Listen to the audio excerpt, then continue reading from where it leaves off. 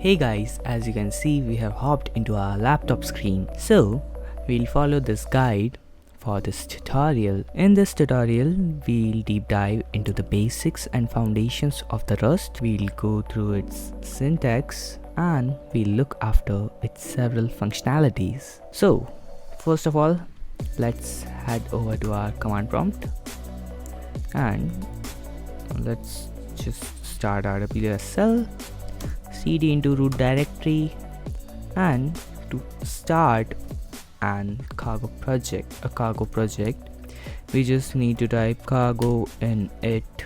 After that we just need to give a project name, suppose tutorial underscore co1.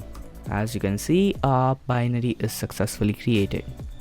Now we'll just go into this folder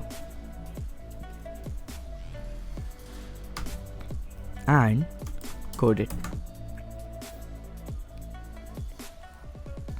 Okay, we'll just wait for it to load. Yep. So let's have a look at our directory. We have a source directory, a target directory, and few files. The cargo.toml file is very similar to the package.json file in Next.js or any other JavaScript website framework, in which all the mentioned packages are present with their versions. In here, cargo.toml, we can write the dependencies and name, version and edition of the project. Cargo.log is the subsequent file of the cargo.toml. .gitignore is the files which we don't want to upload to GitHub, as we all know. So this will be the target directory. We don't want to do anything with this. Instead, we will head over to the source directory inside of its main.rs file. In here we have our main code. You can see the sample code, function main, and the print statement up here. Now if you cannot see the syntax highlighting and run and debug features, you just need to go ahead here in extensions and download the Rust Analyzer extension. This one.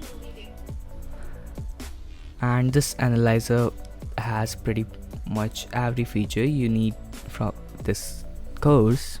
This analyzer has pretty much every feature you need to go through this course. So now we'll just press run.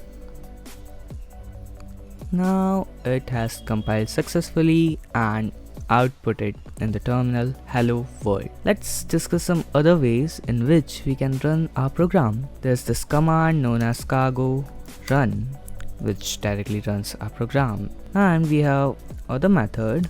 Likewise in C, first of all we'll build the file with cargo build, and thereafter we'll just call it. The file which is built right now is stored in the inside of the target directory in the debug directory as tutorial underscore co1. So we'll just give its path and press enter. As you can see, we can see our output hello world. So these were the three ways in you can run your Rust project. Now let's go and deep dive into some coding. Now let's go ahead and deep dive into the variables of Rust. Rust has various kind of variables. We have integers, unsigned integers, characters, strings, everything which we need for a program to establish. And in Rust we have specific data types such as i32, which represents int 32 bits, i64, i128. Let's start assigning a variable. For assigning a variable, we just need to enter the let keyword, thereafter followed by the variable name. After that we need to put the data type which we want and input the data, and this is how our variable is created. Let's call this variable in the print statement. For printing it out, we just need two curly braces followed by the variable. Okay, now let's just cargo run. And here we can see hello world 56. Voila, we have successfully run our program. Now let's go ahead and follow the guide. So what it says: Rust syntax is designed to be familiar to those coming from languages like C++ or JavaScript, yet it introduces unique concepts that enhances safety and performance.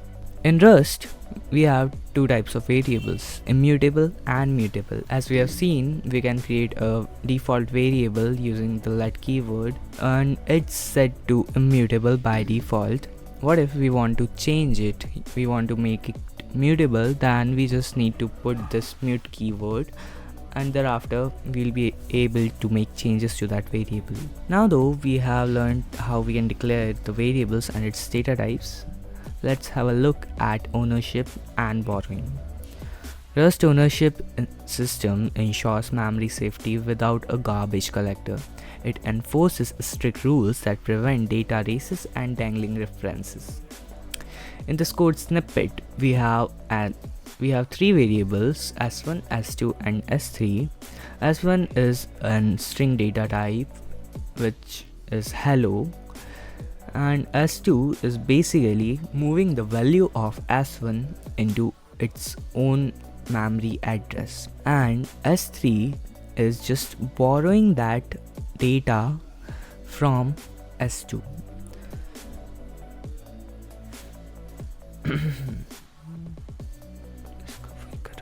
Now let's have a look at ownership and borrowing. Rust ownership system ensures memory safety without a garbage collector.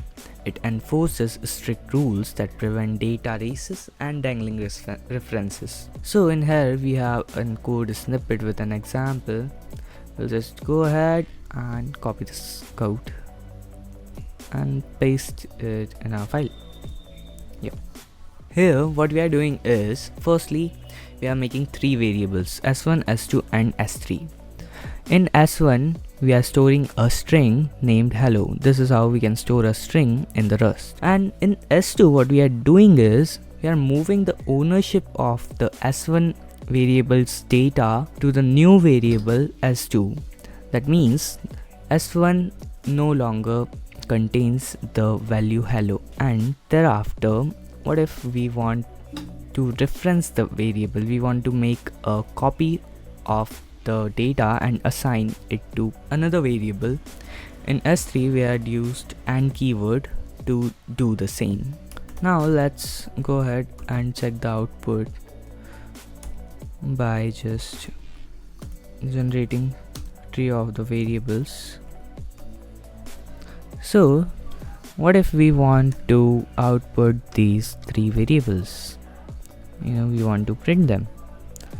As we can see here, borrow of moved value s1.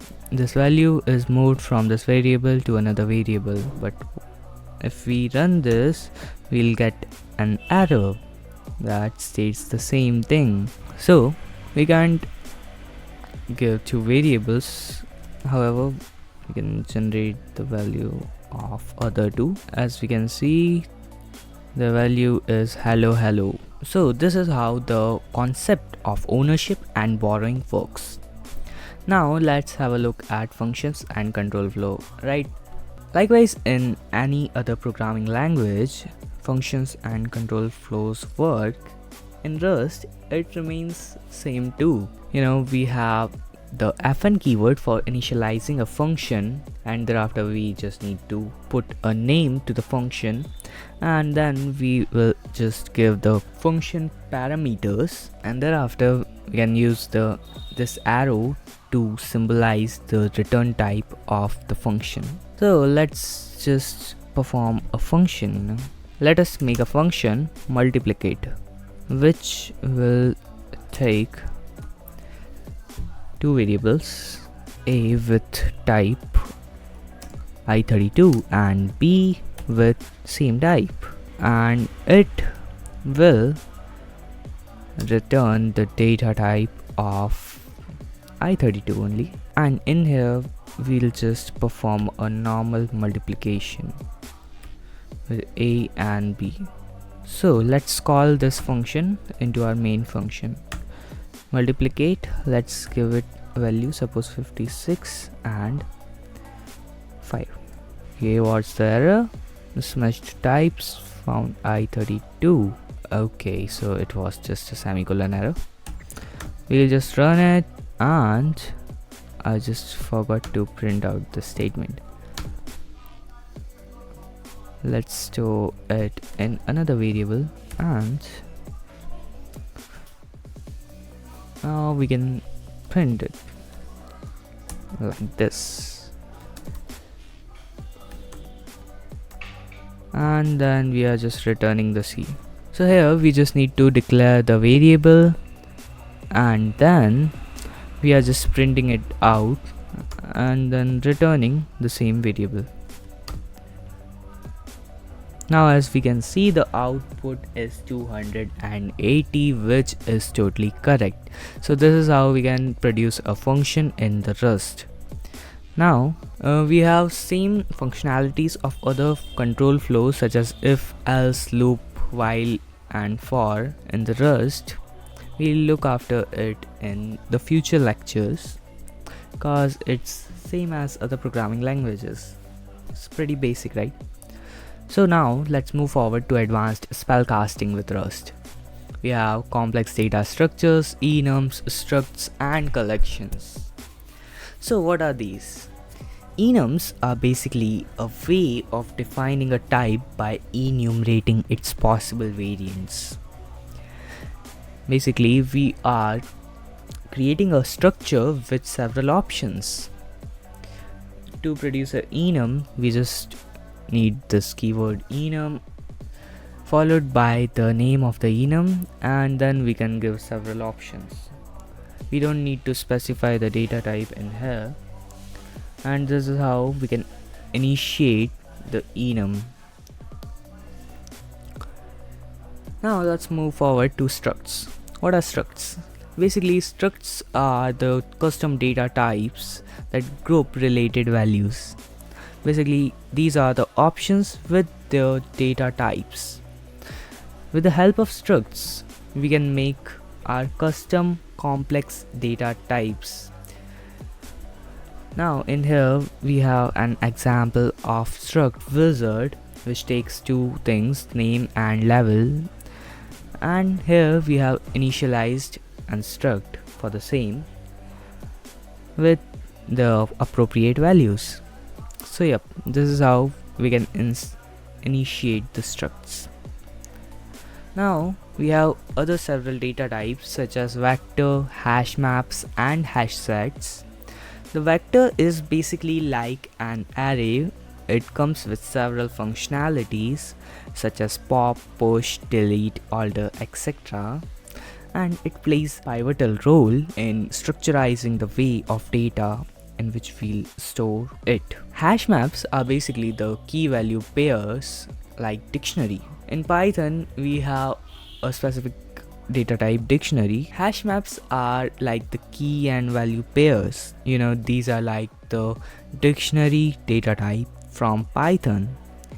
It can easily store the pairs data types. Now let's move forward to pattern matching and error handling. Match statements are kind of like the modern ways for replacing the if-else statements. So we can just initiate a match statement by writing the match keyword. Thereafter we'll write the data name which we want to match from these conditions. Here these are the data. If is equals to my underscore spell, then this operation will be followed, or else it will go back to another data and check whether it is the matching pair of it or not. So this is how the pattern matching works in Rust. Now let's have a glance of error handling. So Rust error handling is done through the result and option enums. We have sample divide function here, which takes two parameters a and b, and it gives out the result as both I32 and unstring. What if our division is with 0. What if our denominator becomes 0? Then it will go into the infinity loop and throw out an error. What if we want it to be a custom error? Then we can just put it into a control flow statement and throw an error like this with the ERR keyword. We have a simple string error here, cannot divide by 0, or else we are performing the division operation. We have used the match statement so that if result is alright, then we can print the result, or else we can print out the error. So that was all about error handling.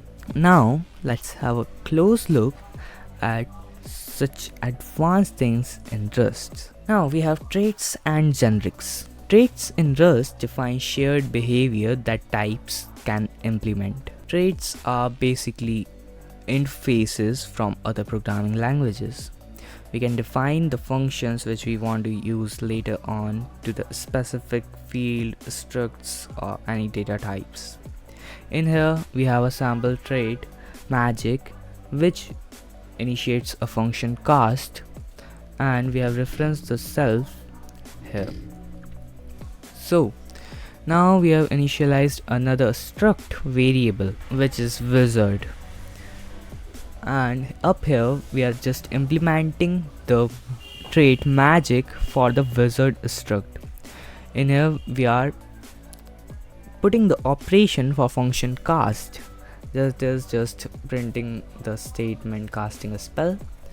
So this is how we can implement a logic for the trait with the definite data type. Now we had just initialized and struct wizard, and we can just now use the functionalities with this struct. Now let's move on to generics. Generics are basically a data type which helps to reduce the complexity of specifying the data type. So we have the function largest with the t as our context, and in here we are taking partial odd as our data type, which is then configured with list, and t is referenced at here, and it is returning the t data type only. So what we had actually done is just gave a generic data type rather than specifying the actual data type. So what it does, it just simply gives the largest value from the whole array. Okay, now let's move forward to some rules of lifetimes and borrowing. So it basically ensures that our references remains valid for the scope of our need. So up here we have used this apostrophe, as we can see, in every variable we need as the lifetimes. This is how we can instantiate it, and we have this function longest, in which we have taken them as a parameter, and we have returned it as string. Now we just check here that x length is greater than y. If it is so, then return x, else return the y. And here what we are doing is just assigning two variables, string 1 and string 2, that is long string and short. Now we are just declaring the result with the help of the longest function by providing it the specific parameters. Now we had come to our final chapter, that is best practices and common pitfalls. So what are the best practices in Rust? We need to write code very efficient and in a very secure manner. We can use option and result for error handling to ensure that our code is robust and safe. Now, what are the common pitfalls and how to avoid them as a beginner? Avoiding data races is crucial. Rust ownership system helps ensure this. So as we can see here in this code snippet, we have used an dependency from the standard library of Rust as thread, and we have just declared a vector here named as handles, and in here we have run a loop that just handles the pushing of elements with the help of thread and spawn. that just pushes the data types with the help of spawn present in the thread, and thereafter we are just printing out the statement hello from a thread. And this is how we can handle the join and unwrap for the code, and overall this is how we can avoid data races through running several parallel threads at the same time.